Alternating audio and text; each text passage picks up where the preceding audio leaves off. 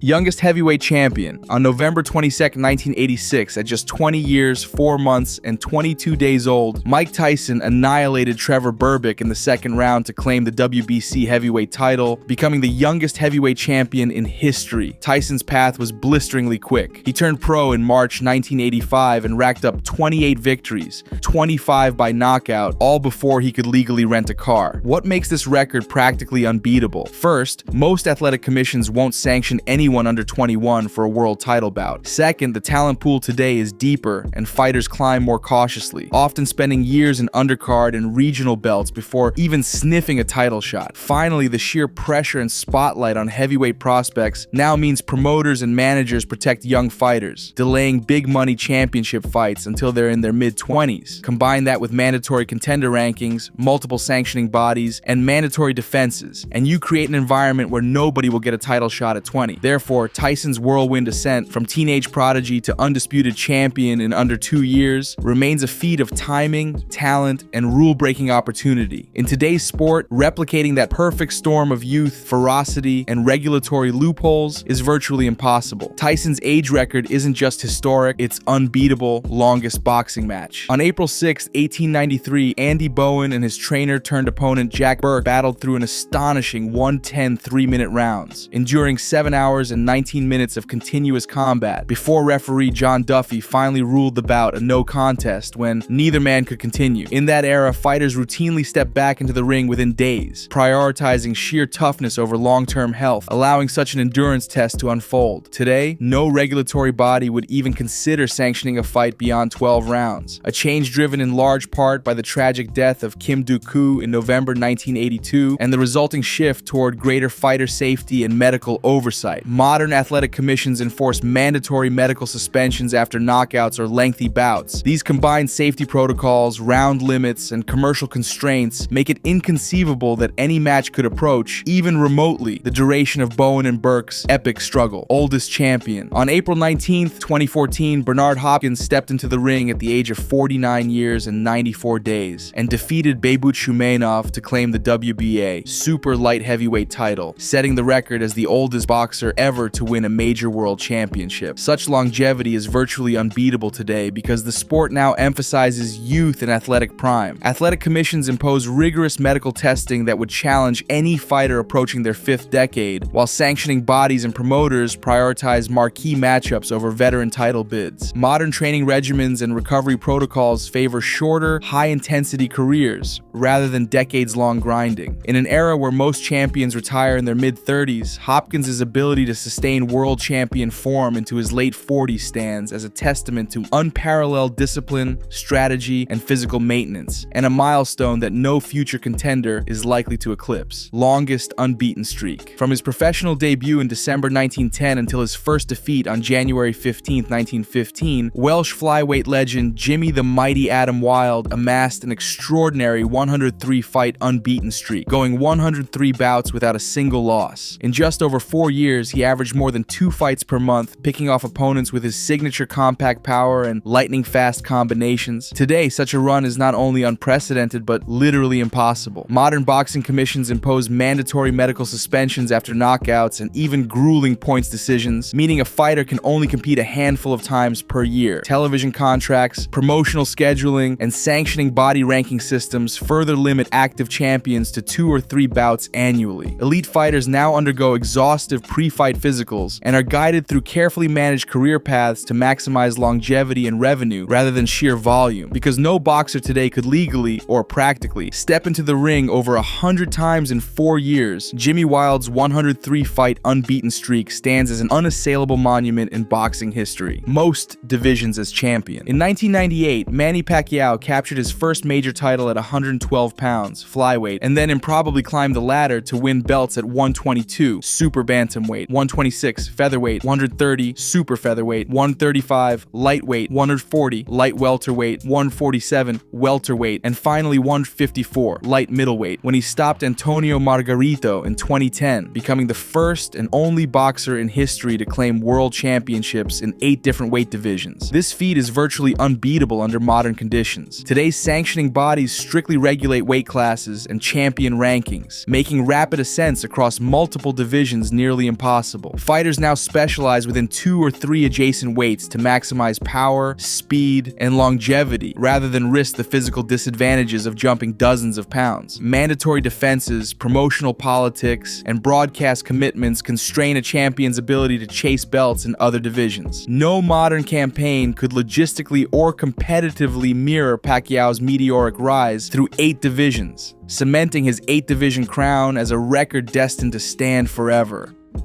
Archie Moore closed out his 27-year professional career in 1963 with an official 132 knockouts in 186 recorded bouts, the highest knockout total ever achieved in boxing history. Moore earned his nickname by blending an impenetrable cross-armed guard with explosive counterpunching, racking up knockouts steadily from the 1930s through the early 1960s. Modern fighters simply cannot approach that volume of fights or knockouts. Today's champions average 2 to 3 bouts per year, often against carefully selected opponents, and rarely exceed 50 professional fights over their entire careers. Athletic commissions now mandate medical suspensions after knockouts and institute long recovery periods, preventing the rapid-fire schedule Moore maintained. Broadcast contracts and promoter obligations also require predictability, making marathon fighting schedules a relic of the past. Because no boxer today is permitted, or physically conditioned, to fight enough times, let alone score knockouts in virtually every contest, Archie Moore's 132 knockout milestone stands as a true permanent fixture in the record books. Most matches. From October 1928 to June 1947, English lightweight Len Wickwar climbed through the ropes an astonishing 4v2 times, compiling a career record of 342 wins, 86 losses, and 43 draws, more professional fights than any other boxer in history. Wickwar's era demanded non-stop action. Fighters often met multiple opponents in a single week, and medical oversight was minimal, allowing him to fight so frequently that his body simply adapted to the grind. Today, no boxer could remotely approach that tally. Athletic commissions impose mandatory medical suspensions after knockouts, and even hard-fought decisions, effectively capping a fighter's annual schedule at 2 or 3 bouts. Promoters and broadcasters now focus on high-profile matchups, carefully pacing careers to maximize revenue and television slots rather than sheer volume. Modern training regimens emphasize recovery, weight management, and long-term health, trade-offs that make Wickwar's frenetic pace both unnecessary and impossible. Len Wickwar's 472-bout marathon stands as a singular testament to a bygone era of raw endurance and minimal regulation. In a sport governed by strict safety protocols, calculated career planning, and commercial constraints, his record is not just historic, it's unbeatable. If you guys enjoyed this video, consider subscribing to the channel because I'm going to keep posting these types of boxing videos more frequently. Thanks for watching, guys.